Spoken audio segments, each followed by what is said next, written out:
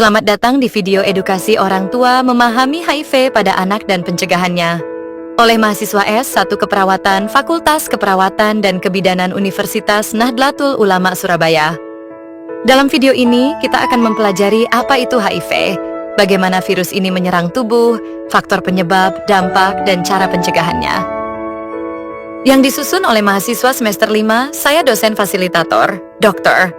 Wesiana Herisanti, S-Cap Nurse, M-Cap, dan saya Dana Sabila, dengan NIM 11300204 saya, Opi Septiani, dengan NIM 11300205 saya, Audi Isintia Putri, dengan NIM 11300207 saya Nidia Salsabila, dengan NIM 113002 94 saya Lailatul Mazia, dengan NIM 1130 020 13 dan saya Nabila Putri dengan NIM 1130 021 153. Mari kita simak penjelasannya. Berikut ini. Apa sih HIV itu? HIV atau Human Immunodeficiency Virus adalah virus yang menyerang sistem kekebalan tubuh kita, terutama sel darah putih yang bertanggung jawab melawan infeksi. Jika HIV tidak diobati, virus ini dapat menghancurkan cukup banyak sel darah putih sehingga tubuh tidak bisa melawan infeksi dan penyakit, yang kemudian mengarah pada kondisi yang dikenal sebagai AIDS. Beberapa faktor yang memengaruhi HIV yaitu 1. Penularan dari ibu ke anak. Penularan dapat terjadi selama kehamilan, persalinan, atau menyusui jika ibu terinfeksi HIV.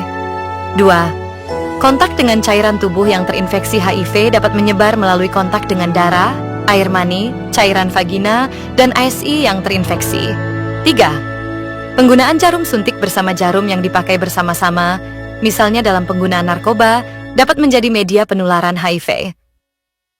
Dampak HIV, Human Immunodeficiency Virus, dapat berdampak pada anak-anak dengan berbagai cara. Di antaranya, 1. Aspek fisik A, menurunnya kekebalan tubuh. Sistem kekebalan menjadi lemah, membuat anak rentan terhadap infeksi oportunistik. Tanda-tanda infeksi oportunistik dapat bervariasi tergantung pada jenis mikroorganisme yang menyebabkannya. Bakteri, virus, jamur, atau parasit. B. Keterlambatan pertumbuhan. Anak dengan HIV mungkin mengalami keterlambatan pertumbuhan, misalnya 1. Gagal tumbuh, yang berarti berat badan dan tinggi badan mereka tidak bertambah sesuai dengan standar usia mereka. 2. Keterlambatan perkembangan, fisik dan mental, seperti keterlambatan dalam mencapai tonggak perkembangan seperti berjalan atau berbicara. 2. Aspek emosional A. Stres dan kecemasan. Anak dengan HIV mungkin mengalami stres dan kecemasan karena harus menjalani pengobatan jangka panjang dan menghadapi tantangan kesehatan. P. Isolasi dan kesepian. Perasaan isolasi dapat terjadi karena anak merasa berbeda dari teman-teman mereka. 3. Aspek sosial A. Stigma dan diskriminasi. Anak dengan HIV mungkin menghadapi stigma dan diskriminasi dari lingkungan sekitarnya yang dapat mempengaruhi interaksi sosial mereka. T. Kesulitan bersosialisasi. Stigma dan ketakutan infeksi dapat membuat anak mengalami kesulitan dalam bersosialisasi dan bermain dengan teman sebaya. 4. Aspek kognitif A.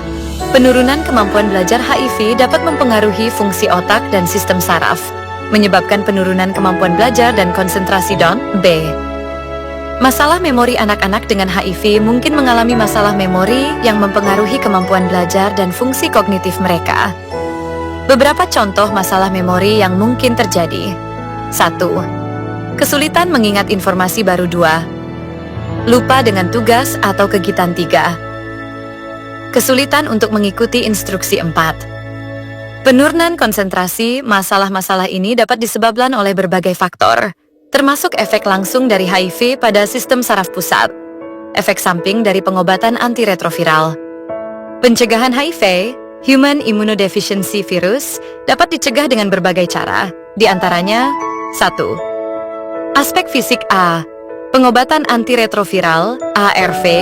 Pengobatan antiretroviral, ARV adalah terapi yang digunakan untuk mengurangi jumlah virus HIV dalam tubuh dan memperbaiki sistem kekebalan tubuh.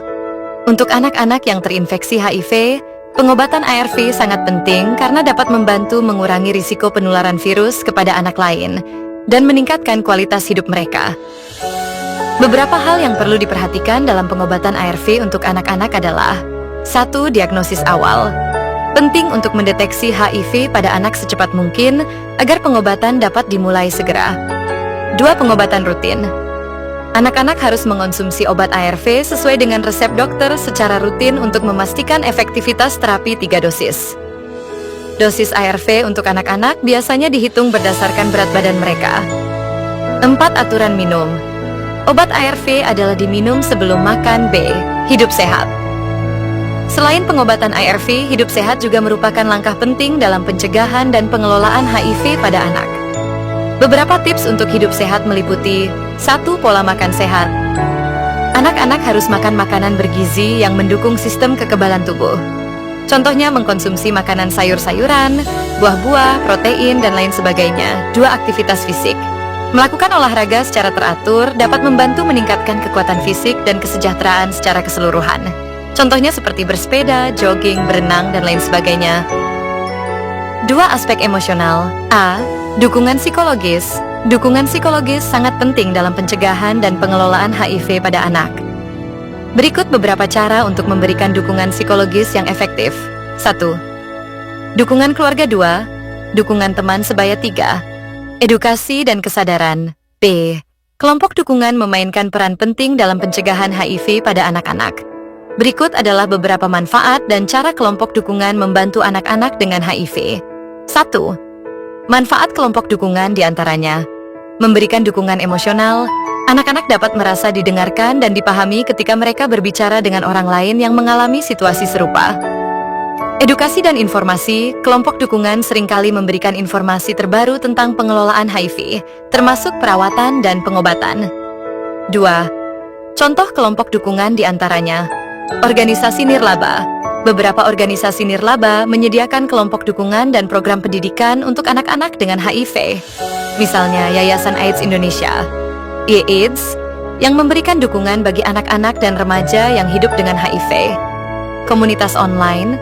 Selain pertemuan tatap muka, banyak komunitas online dan forum yang memungkinkan anak-anak dan keluarga mereka untuk berbagi pengalaman dan mendapatkan dukungan dari seluruh dunia. 3. Aspek sosial. A. Edukasi masyarakat. Mengedukasi masyarakat tentang HIV untuk mengurangi stigma dan diskriminasi. B. Aktivitas sosial mendorong anak untuk berpartisipasi dalam kegiatan sosial yang positif untuk membangun kepercayaan diri dan keterampilan sosial. 4. Aspek kognitif. A. Pendidikan berkelanjutan. Orang tua perlu untuk memperbarui pengetahuan mereka tentang HIV dan pencegahannya, termasuk mengikuti perkembangannya. Dengan cara menghadiri workshop atau program pelatihan yang diselenggarakan oleh organisasi kesehatan untuk mendapatkan informasi dan strategi terbaru dalam pencegahan HIV. B. Stimulasi kognitif. Melibatkan anak dalam aktivitas yang merangsang kemampuan berpikir, seperti permainan edukatif dan membaca. Terima kasih telah menonton video ini. Kami berharap informasi yang disampaikan dapat membantu Anda memahami lebih baik tentang HIV pada anak dan langkah-langkah pencegahannya. Ingatlah, dengan pemahaman yang tepat dan dukungan yang baik, kita dapat memberikan anak-anak kesempatan untuk hidup sehat dan bahagia. Teruslah mencari